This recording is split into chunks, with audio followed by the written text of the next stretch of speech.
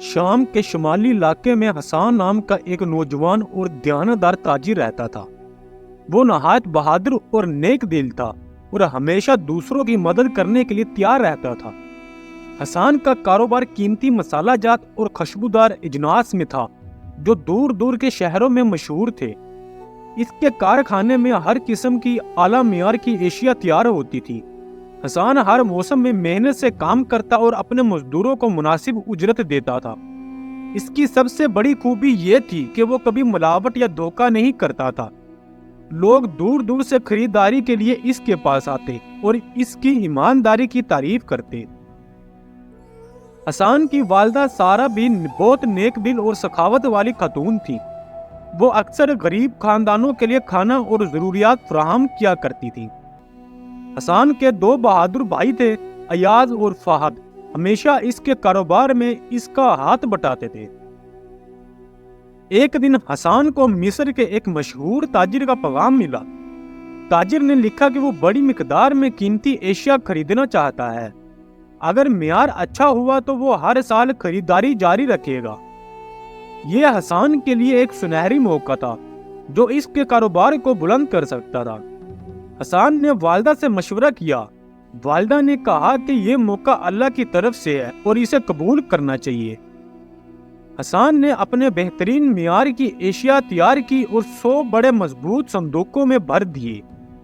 ہر صندوق میں قیمتی اور عمدہ اشیاء رکھی گئی تھی۔ سفر سے پہلے حسان نے مسجد میں 2 رکعت نماز پڑھی اور اللہ سے حفاظت کی دعا کی۔ حسان نے 50 اونٹوں کا قافلہ تیار کیا اور بڑے بھائی ایاز کو ساتھ لے کر مصر کے لیے روانہ ہوا۔ والدہ اور چھوٹے بھائی فہد نے آنکھوں میں آنسو لیے اور دعاؤں کے ساتھ رخصت کیا۔ قافلہ شام کے شمالی علاقے سے نکل کر صحرائے سینا کی طرف بڑھا۔ راستہ طویل اور خطرناک تھا کیونکہ صحرا میں دن بہت گرم اور رات بہت سرد ہوتی تھی۔ اس نے اپنے ساتھ 10 مزدور اور 5 محافظ رکھے تاکہ قافلہ محفوظ رہے۔ قافلہ دن میں چلتا اور رات کو محفوظ جگہ پر ٹھہرتا۔ حسان ہر جگہ نماز کے وقت قافلہ روک کر سب کے ساتھ نماز ادا کرتا۔ وہ سب کو سمجھاتا کہ عبادت ہماری حفاظت کا ذریعہ ہے۔ چند دن کے سفر کے بعد قافلہ صحرائے سینا کے درمیان پہنچ گیا۔ وہاں دور دور تک صرف ریت کے ٹیلے نظر آ رہے تھے۔ دن کی شدید گرمی کی وجہ سے لوگ سانس لینے میں مشکل محسوس کر رہے تھے۔ تیسرے دن اچانک آسمان پر سیاہ بادل چھا گئے۔ یہ بارش کے بادل نہیں بلکہ صحرا میں آنے والے طوفان کی علامت تھی۔ بوڑھے مزدور نے خبردار کیا کہ ہمیں فوراً پناہ تلاش کرنی ہوگی، لیکن اس ویران صحرا میں پناہ لینے کی کوئی جگہ نہیں تھی۔ حسان نے سب کو حکم دیا کہ اونٹ بٹھائیں اور صندوق مضبوطی سے باندھیں۔ چند منٹ میں طوفان نے قافلہ اپنی لپیٹ میں لے لیا۔ تیز ہوائیں اتنی شدید تھی کہ لوگ اپنی جگہ سے ہلنے لگے۔ ریت کے ذرات چہرے اور آنکھوں میں چبھ رہے تھے اور سانس لینا مشکل ہو گیا۔ طوفان کئی گھنٹوں تک جاری رہا اور لگتا تھا کہ یہ کبھی نہیں رکے گا۔ حسان کے دل میں خوف تو تھا لیکن اللہ پر اس کا بھروسہ مضبوط تھا۔ جب طوفان تھما تو منظر دیکھ کر سب کے ہوش اڑ گئے۔ ریت نے ہر چیز ڈھانپ دی تھی اور قافلہ بکھر چکا تھا۔ حسان نے اپنے ساتھیوں کو آواز دی کہ سب زندہ ہے، شکر کرو اللہ کا، لیکن اونٹوں کو گن کر معلوم ہوا کہ 30 اونٹ غائب ہیں۔ ان پر 60 صندوق لدا ہوا تھا جو حسان کے سارے سرمایہ کا حصہ تھا۔ سب نے تلاش کی لیکن کچھ نہیں ملا۔ شاید طوفان میں وہ کسی اور سمت بھٹک گئے یا ریت میں دب گئے۔ حسان کے ساتھی بہت پریشان تھے اور کہنے لگے اب کیا ہوگا۔ حسان جانتا تھا کہ نقصان بہت بڑا ہے، لیکن اس نے دل کو تسلی دی اور کہا یہ سب اللہ کی مرضی ہے، ہمیں صبر کرنا چاہیے۔ حسان نے باقی قافلہ سنبھالا اور آگے بڑھنے کا فیصلہ کیا۔ اب صرف 20 اونٹ بچے تھے جن پر 40 صندوق موجود تھے۔ یہ اتنا کم سرمایہ تھا کہ مصر کے تاجر کا آرڈر پورا نہیں ہو سکتا تھا۔ حسان نے سوچا کہ اگر آرڈر پورا نہ ہوا تو اس کی ساکھ خراب ہو جائے گی۔ اس نے اپنی زندگی کا سارا سرمایہ اس کاروبار میں لگا رکھا تھا۔ یہ سب سوچ کر حسان بہت پریشان ہوا لیکن ہمت نہیں آ رہی۔ رات کو قافلہ رکا اور احسان نے تہجد کی نماز ادا کی اور اللہ سے دعا کی۔ اس نے کہا، یا اللہ یہ تیری آزمائش ہے، ہمیں صبر عطا فرما۔ احسان کی آنکھوں سے آنسو بہہ رہے تھے اور وہ سجود میں دعا کر رہا تھا۔ اگلی صبح قافلہ آگے بڑھا اور راستے میں ایک چھوٹا سا نخلستان نظر آیا۔ وہاں چند درخت اور ایک چھوٹا سا چشمہ تھا۔ قافلہ وہاں رکا تاکہ پانی پی سکے اور آرام کر سکے۔ احسان نے دیکھا کہ ایک بوڑھا درویش نخلستان کے کنارے بیٹھا ہوا ہے۔ اس کے چہرے پر نور تھا اور وہ تسبیح پڑھ رہا تھا۔ احسان نے سلام کیا اور پوچھا، حضرت آپ اس ویران جگہ پر کیسے ہیں؟ درویش نے مسکرا کر جواب دیا، بیٹا میں اللہ کا بندہ ہوں، جہاں اللہ چاہتا ہے وہاں رہتا ہوں۔ احسان نے عرض کیا، حضرت کیا آپ کو کچھ کھانے پینے کی ضرورت ہے؟ درویش نے کہا، نہیں بیٹا، اللہ میری ہر ضرورت پوری کرتا ہے۔ پھر درویش نے احسان کی طرف دیکھا اور کہا، تم بہت پریشان لگ رہے ہو، کیا ہوا ہے؟ احسان نے اپنا سارا قصہ سنایا کہ کیسے طوفان میں اس کا سامان کھو گیا۔ درویش نے غور سے سنا اور کہا، بیٹا اللہ اپنے نیک بندوں کو آزماتا ہے تاکہ وہ اس کے قریب ہو۔ اس کے بعد درویش وہاں سے غائب ہو گیا۔ احسان نے سمجھا کہ یہ کوئی عام درویش نہیں تھا۔ احسان کا قافلہ آخر کار صحرائے سینا کے کھٹن راستوں کو عبور کر کے دریا کے کنارے پہنچ گیا۔ دریا کے پانی نے مسافروں اور اونٹوں کی تھکن کو کچھ سکون پہنچایا۔ قافلہ دریا کے کنارے سے راستہ اختیار کر کے شہر کی طرف بڑھا اور احسان کے دل میں جوش بڑھ گیا۔ شہر کی دیواریں بلند اور مضبوط تھی جو دور سے نظر آ رہی تھی اور احترام کی علامت تھی۔ شہر کی گلیاں خرید و فروخت کے شور سے گونج رہی تھی اور بازار کے رنگین مناظر دل کو لبھاتے تھے۔ احسان نے مزدوروں کو حکم دیا کہ وہ ہوشیار رہیں اور اپنے سامان کی حفاظت کریں۔ شہر میں داخل ہوتے ہی قافلہ لوگوں اور اونٹوں کی ہجوم سے گزرا جس نے احسان کو ہمت بڑھا دی۔ احسان نے معلوم کیا تو پتہ چلا کہ مصر کے مشہور تاجر یحییٰ کا محل شہر کے وسط میں ہی ہے۔ محل کے بڑے اور مضبوط دروازے اس کی عظمت اور طاقت کی علامت تھے۔ خادمان نے دروازہ کھولا اور احسان کے آنے کی اطلاع یحییٰ کو دی۔ یحییٰ نے خود باہر آ کر احسان کا استقبال کیا اور بڑے احترام سے اسے اندر لے گیا۔ محل کے اندر قیمتی قالین، زیورات اور اشیاء کا شاندار انتظام تھا جو دل کو مسحور کر رہا تھا۔ احسان نے تعظیم سے سلام کیا اور اپنی تعارف کروایا تاکہ احترام ظاہر ہو۔ یحییٰ نے مسکرا کر کہا، میں تمہارے آنے کا انتظار کر رہا تھا۔ تمہاری ایشیا کی شہرت یہاں بھی پہنچ چکی ہے اور میں نے خاص طور پر تمہیں مدعو کیا ہے۔ احسان نے سر جھکا کر کہا، حضرت میں پوری کوشش کروں گا کہ آپ کی توقعات پر پورا اتروں۔ پھر احسان نے طوفان اور نقصان کا مکمل قصہ تفصیل سے یحییٰ کے سامنے بیان کیا۔ یحییٰ نے مسکرا کر کہا، تمہارے اخلاق نے میرا دل جیت لیا اور اب میں تمہاری ایشیا دیکھنا چاہتا ہوں۔ احسان نے مزدوروں کو حکم دیا کہ تمام صندوق احتیاط سے اتاریں اور یحییٰ کے سامنے رکھیں۔ مزدوروں نے اونٹوں سے صندوق احتیاط کے ساتھ اتارے اور یحییٰ کے سامنے صندوق کھولے اور یحییٰ نے اشیاء کو بغور معائنہ چیک کیا۔ ہر چیز بہترین حالت میں تھی۔ خوشبو اور رنگ نے یحییٰ کو بہت متاثر کیا اور اس نے چکھا اور پرکھا۔ یحییٰ نے کہا، یہ واقعی اعلیٰ معیار کی اشیاء ہے جو میں نے کبھی نہیں دیکھی۔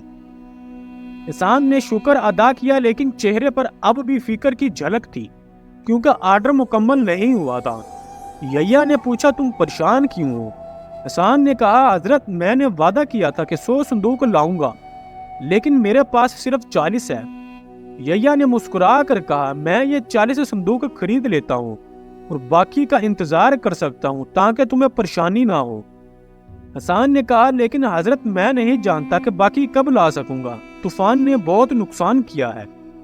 یحییٰ نے کہا، احسان پہلی قسط کی قیمت فوراً وصول کروں گا تاکہ نیا سامان تیار کیا جا سکے۔ یحییٰ نے خزانچی کو بلایا اور احسان کو مکمل رقم ادا کی جو اس کے نقصان سے زیادہ تھی۔ احسان نے دل میں سوچا کہ اللہ نے واقعی آزمائش کو رحمت میں بدل دیا۔ احسان نے قافلے کو دوبارہ تیار کیا اور واپس روانہ ہونے کا فیصلہ کیا۔ قافلہ روانہ ہوا، راستے میں حسان دوبارہ اسی نخلستان کے پاس سے گزرا جہاں درویش ملا تھا۔ وہ وہاں رکا اور نوافل ادا کیے اور اللہ کا شکر ادا کیا۔ قافلہ جب شہر کے قریب پہنچا تو حسان نے فیصلہ کیا کہ گمشدہ اونٹوں کی دوبارہ تلاش کرے گا۔ حسان اور مزدور اونٹوں کو مختلف سمتوں میں تلاش کرنے لگے۔ ریت کے ٹیلے ہر طرف تھے اور کوئی واضح نشان نہیں ملا، لیکن کئی گھنٹے کی تلاش کے بعد بھی کوئی نتیجہ نہیں نکلا اور سب تھکن سے چور ہو چکے تھے۔ حسان نے فیصلہ کیا کہ وہ واپس مڑے، لیکن مزدور نے دور ایک ٹیلے کی طرف اشارہ کیا۔ مزدور نے کہا، دیکھو وہاں کچھ چیزیں نظر آ رہی ہے، شاید وہیں گمشدہ اونٹ موجود ہو۔ حسان اور اس کے ساتھی دوڑتے ہوئے اس ٹیلے کے قریب پہنچے جہاں کچھ سامان نظر آ رہا تھا۔ جب قریب پہنچے تو انہوں نے ایک پرانا کنواں اور اس کے پاس بیٹھے اونٹ دیکھے۔ حسان کی خوشی کی کوئی حد نہ آتی۔ کنویں میں پانی موجود تھا جس کی وجہ سے اونٹ زندہ اور محفوظ رہے۔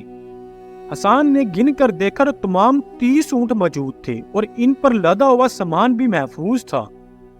صرف چند صندوق ٹوٹے ہوئے تھے، باقی سب سلامت تھے۔ حسان کی آنکھوں سے خوشی کے آنسو بہنے لگے اور اس نے سجود میں اللہ کا شکر ادا کیا۔ اس نے بلند آواز میں کہا، اللہ یہ تیری قدرت ہے، یا اللہ تو نے سب کچھ واپس کر دیا۔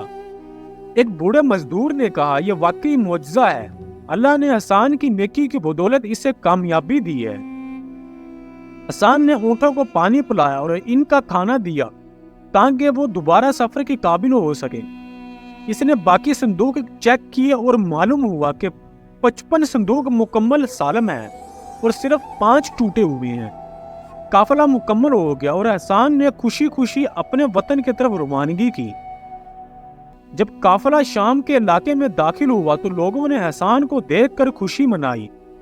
لوگ سوچ رہے تھے کہ حسان کا قافلہ صحرا میں ختم ہو گیا ہوگا، لیکن وہ واپس آ گیا اور زیادہ مالدار ہو گیا۔ حسان کے گھر پہنچتے ہی والدہ خوشی سے رونے لگی اور دعائیں دی۔ حسان نے پورا قصہ بتایا اور کہا، اللہ نے ہمارا بہت ساتھ دیا ہے۔ والدہ نے کہا، میں جانتی تھی اللہ تمہاری مدد کرے گا، تم نیک دل اور ایماندار ہو۔ حسان نے اگلے دن اپنے کاروبار میں نئے منصوبے شروع کیے اور محنت سے کام کرنا شروع کر دیا۔ اس نے مزدوروں کو ہدایت دی کہ ہر کام ایمانداری اور احتیاط کے ساتھ کرے۔ شہر میں حسان کی شہرت پہلے سے زیادہ بڑھ گئی۔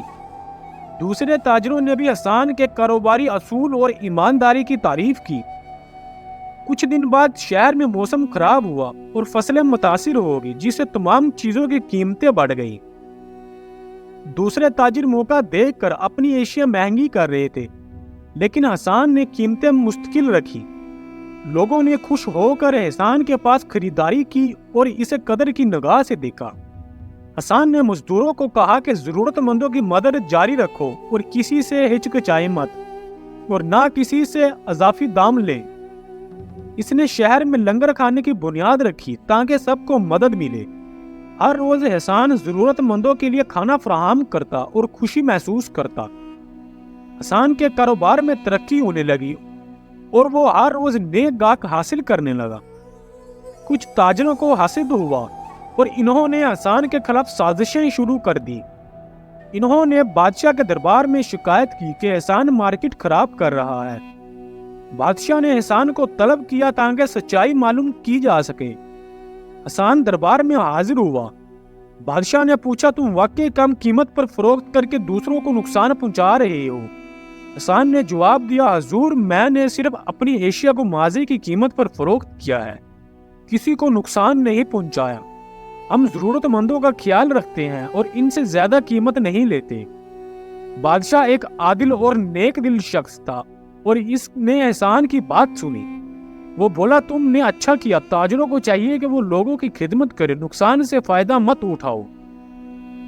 کچھ مہینوں بعد موسم بہتر ہوا اور فصلیں دوبارہ خوشحال ہو گئی اور حسان کا کاروبار پورے علاقے میں مثال بن چکا تھا۔ اس کے گودام ہر وقت مصروف رہتے اور قافلے مختلف شہروں کی طرف روانہ ہوتے۔ لوگ کہتے تھے کہ جہاں حسان کا نام ہو وہاں ناپ تول میں کمی نہیں ہوتی۔ اس کی دیانتداری اب صرف بازار تک محدود نہ رہی بلکہ حکمرانوں کے کانوں تک بھی پہنچ گئی۔ یہ سب دیکھ کر وہ تاجر جو پہلے حسد کرتے تھے اب کھلے دشمن بن گئے۔ انہوں نے آپس میں خفیہ ملاقاتیں شروع کی اور نئے منصوبے بنانے لگے۔ ان کا کہنا تھا کہ اگر احسان کو نہ روکا گیا تو وہ سب کا کاروبار ختم کر دے گا۔ ایک رات وہ چند بدنام آدمیوں کے ساتھ مل کر ایک خطرناک سازش پر متفق ہوئے۔ انہوں نے فیصلہ کیا کہ حسان کے قافلے پر ڈاکے کا الزام ڈال کر اسے بدنام کیا جائے۔ اگلے ہی ہفتے ایک قافلہ راستے میں لوٹا گیا اور فوراً یہ افواہ پھیلا دی گئی کہ احسان اس میں شامل تھا۔ بازار میں لوگ حیران ہونے لگے کیونکہ وہ احسان کو جانتے تھے، لیکن شک کا بیج بو دیا گیا تھا اور کچھ کمزور دل لوگ باتوں میں آ گئے۔ احسان کو جب خبر ملی تو وہ بہت رنجیدہ ہوا۔ اس نے اپنے بھائیوں کو جمع کیا اور کہا کہ سچ کبھی چھپا نہیں رہتا۔ ایاز نے کہا کہ ہمیں فوراً حکمران کو حقیقت بتانی چاہیے۔ فہد نے کہا کہ اللہ ہمارے ساتھ ہے، گھبرانے کی ضرورت نہیں۔ اگلے دن حسان خود دربار میں حاضر ہوا۔ اس نے پورا حساب کتاب، سفر کے ریکارڈ اور گواہوں کے نام پیش کیے۔ اس نے کہا بادشاہ اس کے قافلے اس دن شہر میں ہی موجود تھے۔ حکمران نے تحقیق کی اور محافظوں کو بھیج دیا۔ کئی دن تک پوچھ گچھ ہوتی رہی۔ آخر کار وہی بدنام آدمی پکڑے گئے جنہوں نے ڈاکہ ڈالا تھا۔ انہوں نے قرار کیا کہ یہ سب دوسرے تاجروں کے کہنے پر کیا گیا تھا۔ دربار میں سچائی ظاہر ہوتے ہی سازشی تاجر شرمندہ ہو گئے۔ حکمران نے فیصلہ سنا کہ جھوٹا الزام لگانا بڑا جرم ہے۔ ان تاجروں پر جرمانہ کیا گیا اور بازار میں ان کی ساکھ ختم ہو گئی۔ حسان نے بدلہ لینے کی بجائے کہا وہ انہیں معاف کرتا ہے۔ لوگ اس کی درگزر پر اور بھی متاثر ہو گئے۔ اسی دوران ایک اور آزمائش اس کے سامنے آ گئی۔ دور دراز علاقے سے آنے والا ایک بڑا قافلہ بیماری میں مبتلا ہو گیا تھا۔ کئی مزدور کمزور ہو گئے اور ان کے پاس نہ دوا تھی نہ خوراک۔ لوگ ڈر رہے تھے کہ بیماری شہر میں نہ پھیل جائے۔ حسان نے فوراً طبی حکیم بلائے اور گودام سے دوائیں بھجوا دی۔ اس نے بیماروں کے لیے الگ جگہ تیار کروائی اور کھانے کا انتظام کیا۔ کچھ تاجروں نے کہا کہ یہ نقصان کا سودا ہے، لیکن حسان نے کہا کہ انسان کی جان سب سے قیمتی ہے۔ چند دنوں میں بیماری پر قابو پا لیا گیا۔ قافلے کے لوگ روتے ہوئے حسان کو دعائیں دینے لگے۔ ان میں سے ایک سردار نے کہا کہ وہ ہمیشہ حسان سے ہی تجارت کرے گا۔ یوں آزمائش نے ایک بار پھر نئی کامیابی کا دروازہ کھول دیا۔ وقت گزرتا گیا اور حسان پورے خطے کا معتبر ترین تاجر بن گیا۔ اس کے قافلے اب مصر، عراق اور حجاز تک جانے لگے تھے۔ ہر شہر میں اس کا نام اعتماد کی علامت سمجھا جاتا تھا۔ نوجوان تاجر اس سے سیکھنے کے لیے اس کے پاس آتے۔ حسان نے انہیں نصیحت کی کہ نفع سے پہلے نیت کو درست رکھو۔ وہ کہتا کہ اگر دل صاف ہو تو راستے خود بن جاتے ہیں۔ اس نے ایک مدرسہ قائم کروایا جہاں بچوں کو پڑھایا جاتا تھا۔ گاؤں کے غریب بچوں کے لیے کھانا اور کپڑے مفت فراہم کیے جاتے۔ ایک دن وہی مصر کا تاجر یحییٰ دوبارہ اس سے ملنے آیا۔ اس نے کہا کہ تم جیسے لوگ کم پیدا ہوتے ہیں۔ اس نے ایک بہت بڑی شرکت داری کی پیشکش کی۔ حسان نے سوچ سمجھ کر شرط رکھی کہ مزدوروں کے حقوق محفوظ رہیں گے۔ یحییٰ نے فوراً اس شرط کو قبول کر لیا۔ یوں حسان کا کاروبار اور بھی مضبوط ہو گیا۔ اس کے بھائی بھی بڑے تاجر بن گئے اور خاندان متحد رہا۔ اس کی والدہ ہر رات سجدے میں اس کے لیے دعا کرتی تھی۔ ایک شام حسان اپنے گھر کی چھت پر بیٹھا غروب آفتاب دیکھ رہا تھا۔ وہ پچھلے دنوں کو یاد کرنے لگا جب صحرا میں اس کا سب کچھ لٹ گیا تھا۔ اس نے سوچا اگر اس دن ہمت ہار جاتا تو آج یہ مقام نہ ہوتا۔ اس نے دل میں اللہ کا شکر ادا کیا۔ اسی لمحے اسے وہی درویش یاد آ گیا جو نخلستان میں ملا تھا۔ وہ سمجھ گیا کہ آزمائش دراصل راستہ دکھانے آئی تھی۔ اس نے اپنے بھائیوں کو بلایا اور کہا کہ کبھی غرور نہ آنے دینا، کیونکہ دولت آزمائش ہے اور شکر اس کی حفاظت کرتا ہے۔ کچھ عرصے بعد شہر کے لوگ اس کے گھر جمع ہوئے۔ انہوں نے کہا کہ ہم چاہتے ہیں تم ہمارے بازار کی نگرانی کرو۔ حسان نے کہا وہ صرف انصاف اور بھلائی کے لیے ہی ذمہ داری قبول کرے گا۔ سب نے خوشی سے اس کی بات مان لی۔ यूं हसन सिर्फ एक कामयाब ताजिर नहीं रहा बल्कि रहनुमा बन गया। इसकी कहानी आने वाली नस्लों को सुनाई जाने लगी। लोग कहते थे कि इसकी कामयाबी की असल वजह इसका ईमान था और यही सबक था जो इसने अपनी पूरी जिंदगी से दिया। यूं हमारी कहानी मुकम्मल होती है। पूरी कहानी सुनने के लिए आप सब दोस्तों का बहुत शुक्रिया। आपको ये कहानी कैसी लगी प्लीज कमेंट्स में अपनी राय दें और हमारा चैनल स्टोरी टीवी ऑफिशियल को सब्सक्राइब करें, बेल आइकॉन का बटन दबाएं ताकि हर आने वाली नई वीडियो बआसानी आप तक पहुंचती रहे।